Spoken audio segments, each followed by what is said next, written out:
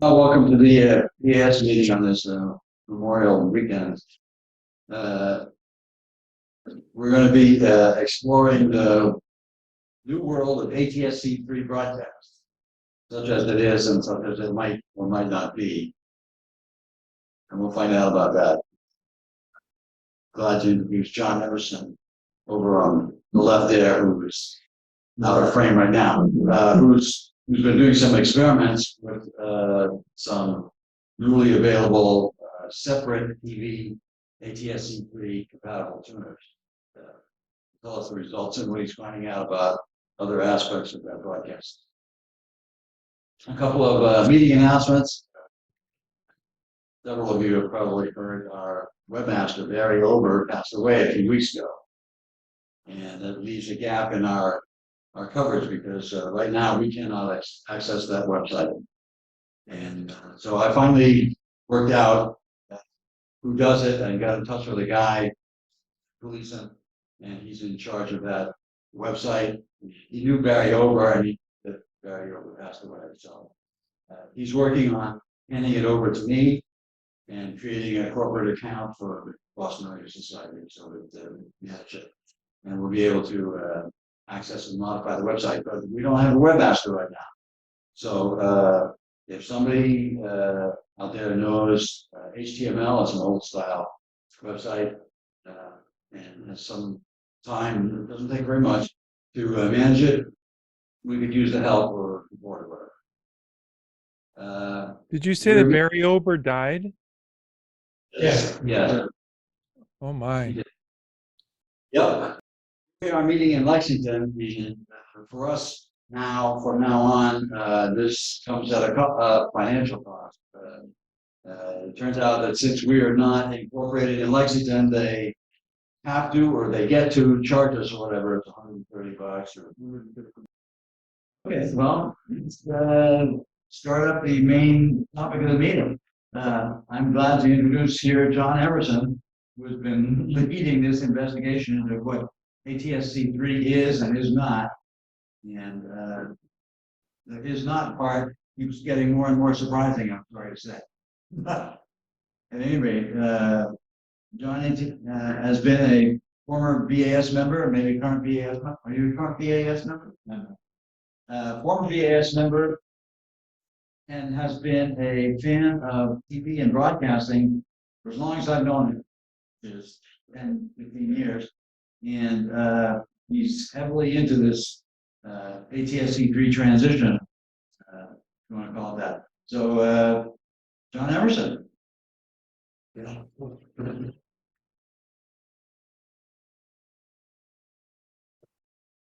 I'm into the ATSC 3 primarily because my house is in a terrible location and I can't get ATSC 1 with any quality and never have. Should we hold our questions to the end or? Probably. Okay. So I've been looking into ATSC 3 and as soon as I heard about it, the tuners, and I ordered the 2 tuners that were advertised. One is the Zapper Box and one is the HD Home Run. That was about probably 3 years ago this time. I've had the Home Run for a long time, just getting ATSC 1 channels, but it's been available for a while. The Zapper Box I just got recently, but it took a while to get on the market. I am going to interrupt. Okay, sorry. I believe you should correct me. Boston has only very recently started ATSC 3 broadcast. That's true. Yeah. It's only been a month or so. Yeah, it's But Boston's way behind everybody. But Boston is behind the whole rest of the country. Right. And ATSC 3 has been around for a long time. It's Boston's one of the last to get it, and I think the final ones are going to be New York and Chicago. Chicago because they have to coordinate with Canada.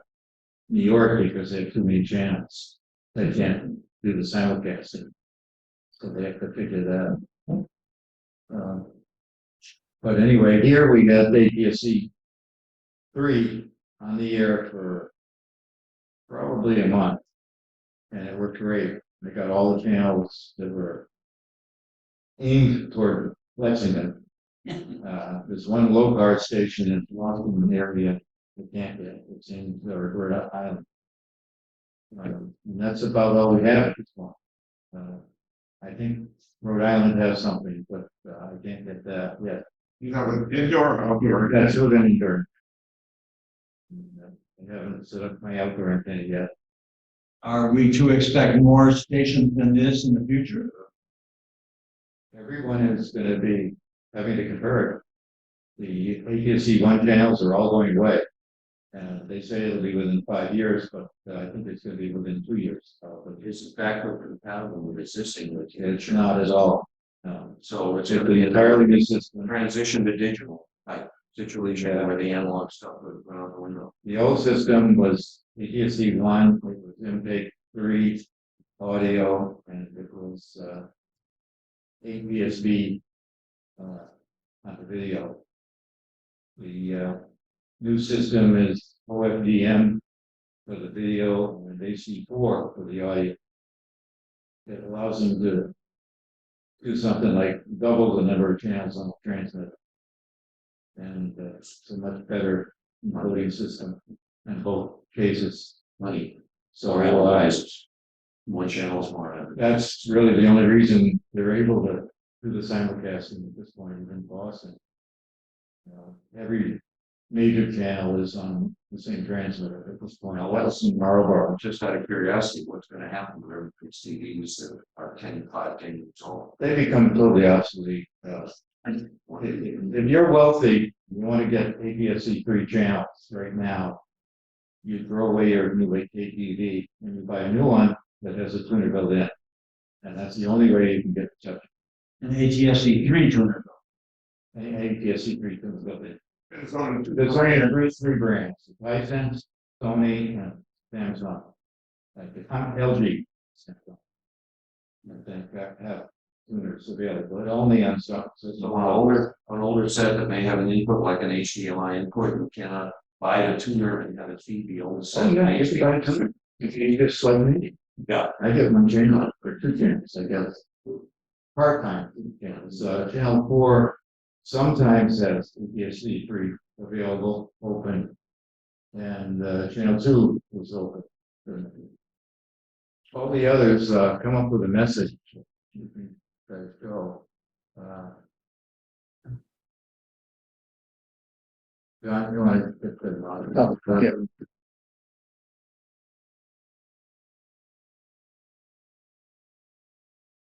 You want to show each of the devices and show the device and then show that. I just want to show the channel message, that says it's not available. Yeah.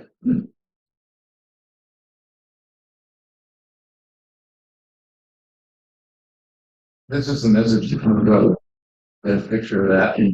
This is So everybody's OTA sets, wind up basically getting this. The problem is that the industry wants to have complete control, not only over copying programs, but also over watching them in different areas. So they want to have a assigned location where you can receive it. It's kind of the same as on the internet, where you need a VPN in order to get things from other countries. They want to do it for every PD's assigned area, so that if you're outside that area, you can't receive anything. So this impacts OTA. What So about cable? they've got this thing called DRM that is going to block all channels, and that's the message you get. If it's not coming in, at least on the zapper box. What are the cable companies doing about it? The cable companies are doing it too. People with Comcast are already getting ATSC 3 channels with a message like that if they don't know where to put them. So they're What this, if you can't read it, this message says the broadcaster has marked this channel as secured content. See FAQs at www.zapperbox.com for our plans to support secured content in the near future. The HD home run, my other two similar message, but not the same wording.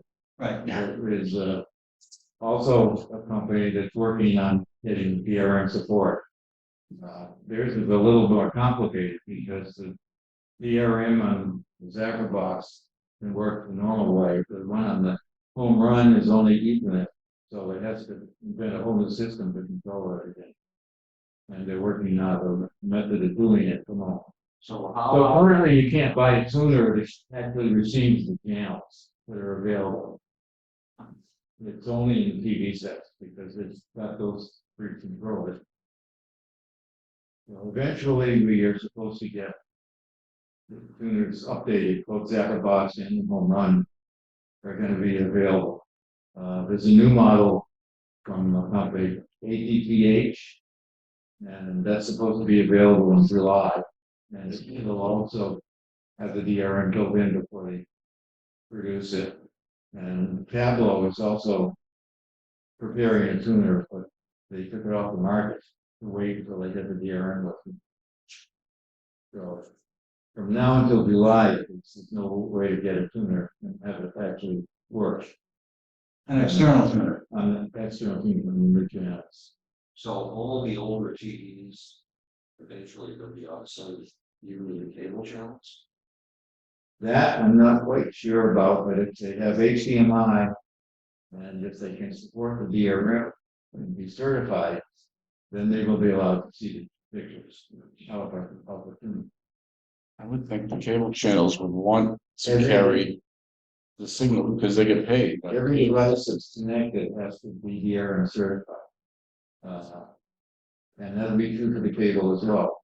That's why the Comcast isn't working for people. Now, Unless they have a you're saying this is already built into the in many places around the country. I would assume a lot of people are starting to stream. Because They are, watch they on are. TV. Everybody is screaming about it. It's there's still some free over the air stuff. The last I saw was a video from a guy in Connecticut, with a YouTube channel, Milan. And Antenna man? he's in Connecticut and he's receiving some channels in the clear at the moment. But most of the country is turned on the DRM. All of the first stations have turned it on nationwide. And so channel 5 is not available at all. Here, channel 4 is available sometimes, and channel 2 is available so far. And that's about it. But I understand on a TV that has an ATSC 3 tuner, you can see the channel. Yeah, that's my understanding, yes. Okay. They are supposed to be able to work. Because I have an old safety 39-inch monitor, Right. TV, but it's I use it as your monitor. But I get 2.6, which is across the river from me. I probably get that on my teeth. Channel 10 has like 4 sub-channels. Channel 12 has like 3 or 4 sub-channels. 10 and 12 are in Providence. And then there's a bunch of them further up, including a couple of Boston stations. I also couldn't see it still from this thing that's the TV's got to be 8 years old, 7 or 8 years old. It's an unusual TV. It's 39 inches, which just this for me. But I still am getting ATSC 1. I don't know what it is, but I can still receive some, a major amount of high def broadcasts. It's that, well, it can't be ATSC 3. I'm sure. I'm wondering if it's ATSC at all.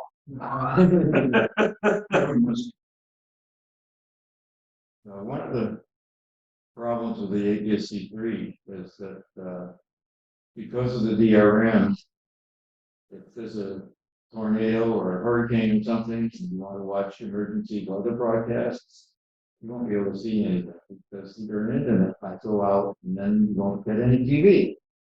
Because the DRM requires you to be connected to the internet to get the keys to decode stuff. How often does this key transmission happen?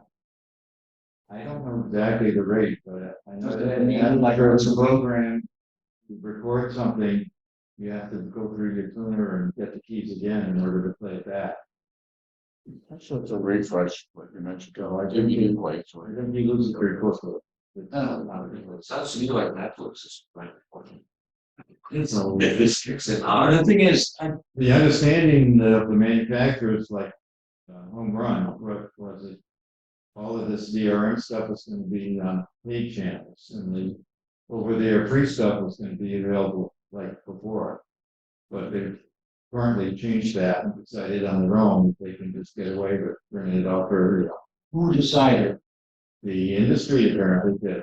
And the FCC has had a hands-off attitude up until now. It looks like that may. They're getting a hands-on at That it? may think they're gonna have a hands-on attitude going forward, because, the industry is begging them to speed up the transition, and they started a committee to try to figure out how to get this to happen and get the old channels turned off. And once they deal with that, they're gonna have to deal with this here and crap. It's been my impression that, most of the time when your internet fails, it's because your power Right?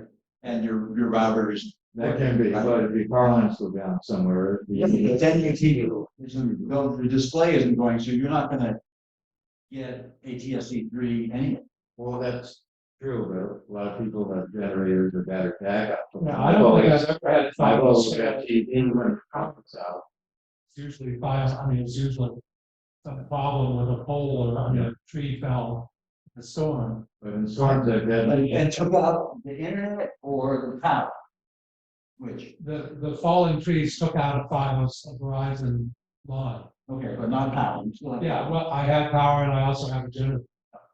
I think with global warming, we'd all better invest in in AM radio and OTA antennas. I've had thunderstorms take out my fiber optic internet Wow. and not the power. Yeah, no, that's what I was saying. So, it's A lot of the it's a motor, I talked stable down where I did, and the motor has battery as a backup, you know, I don't know how long it will last. Yeah. And, because the other problem is, we have the full load, we have internet, TV, and phone. And if that phone system dies, you're DSOL.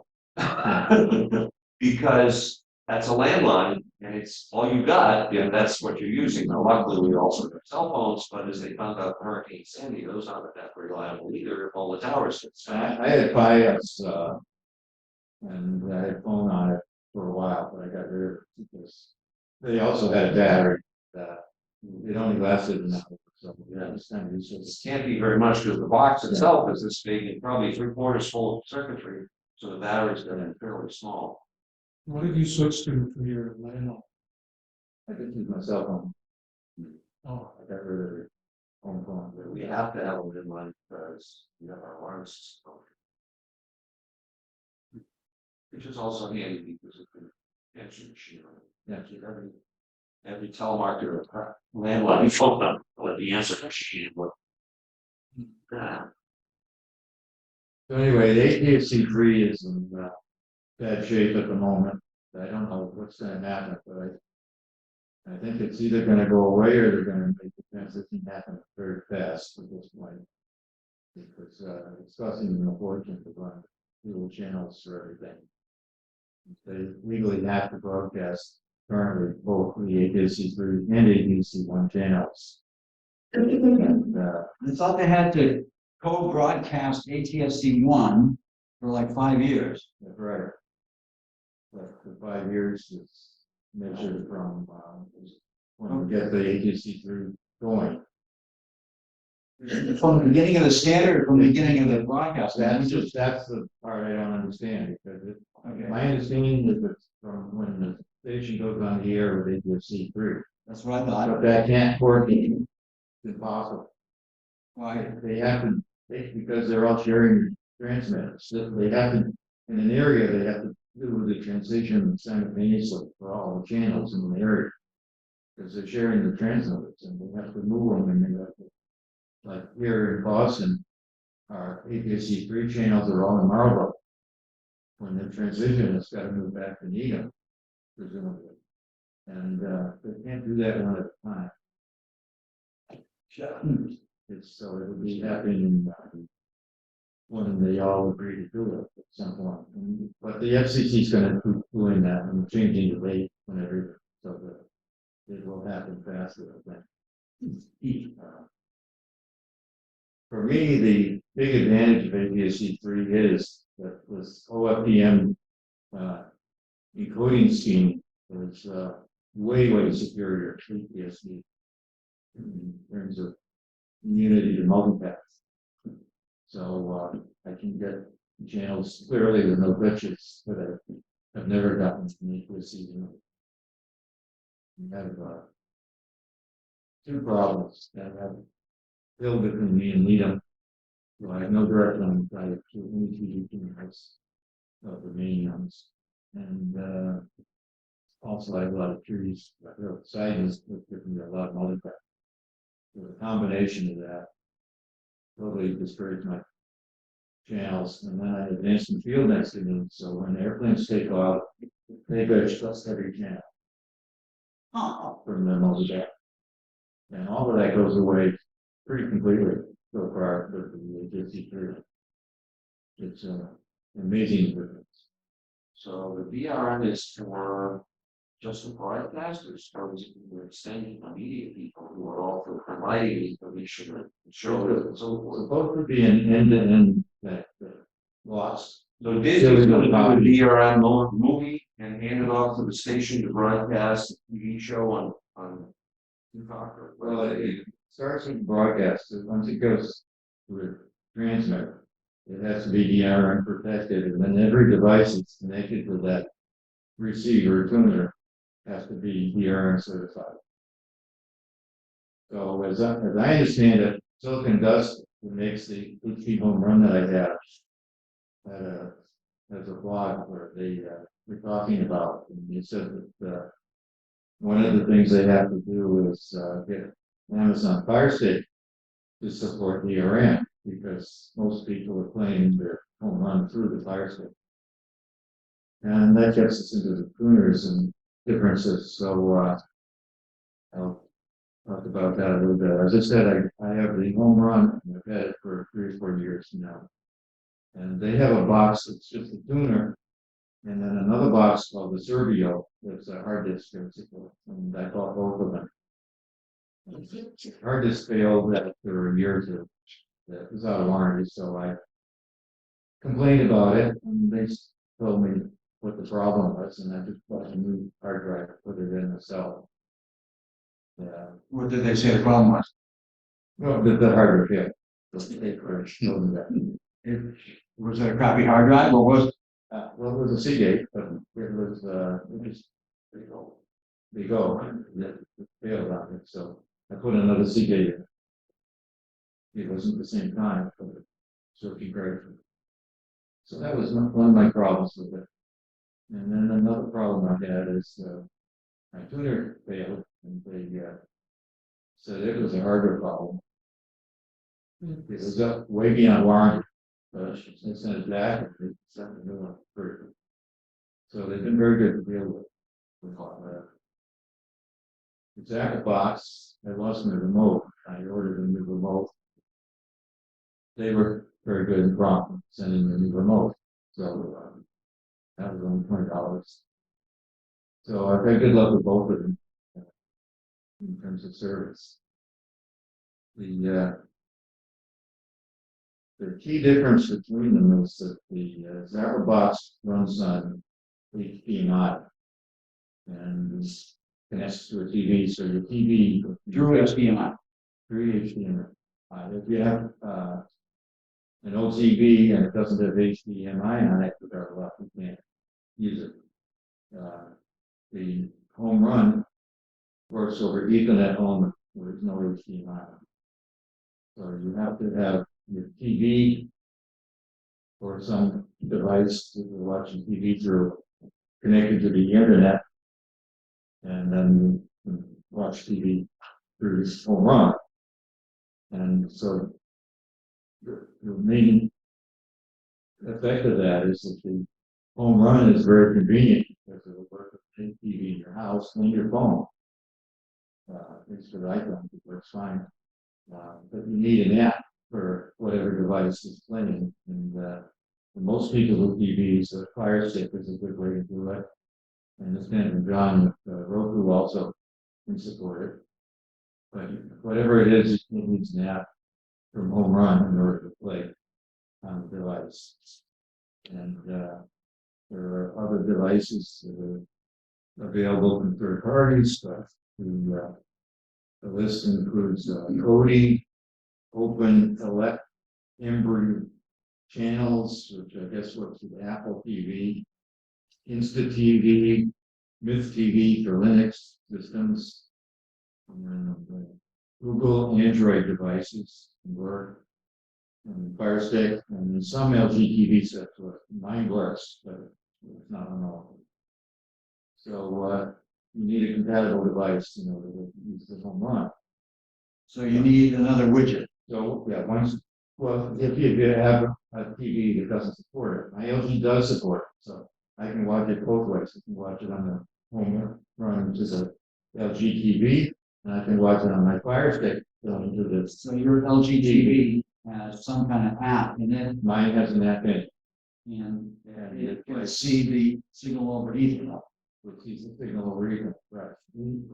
If your TV doesn't have Ethernet connection, it won't work there, obviously, but What about Wi-Fi?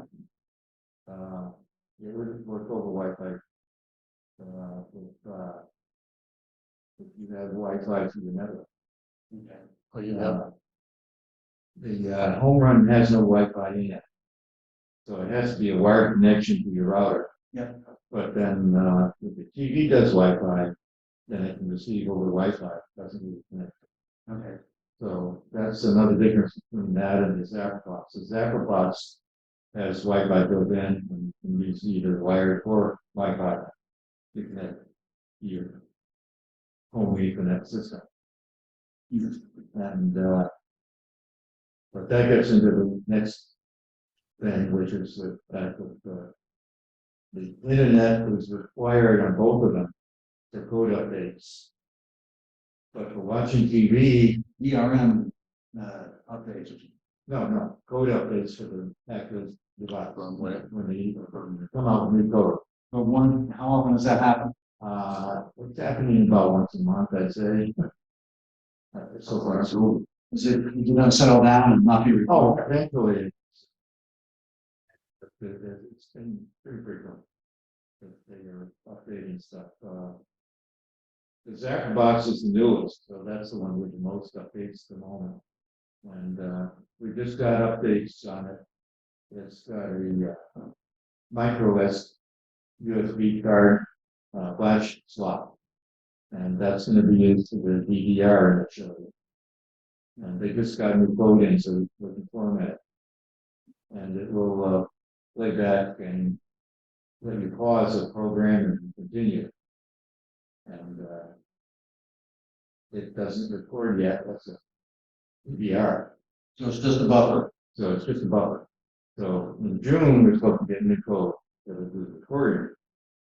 And that's when we gotta start paying $35 a year or whatever it is for the DVR service. But they both have a fee for that. It's $30 or $35. Yeah, that's for like a TV guide subscription service. TV guide. I don't know if it's TV guide brand. Right, yeah, it's that, and so anyway, So that was a surprise to me too. but the point is that right now, the Zapper box works without being connected to the Ethernet entirely if you want. But for the future, when the DRM gets implemented, you'll need the internet connected in order to watch TV programs. And then Normal basic The home broadcast run. TV. the home run requires internet in order to get guided. It downloads that from its service, not from the TV stations. The Zapper box loads it from the TV channels.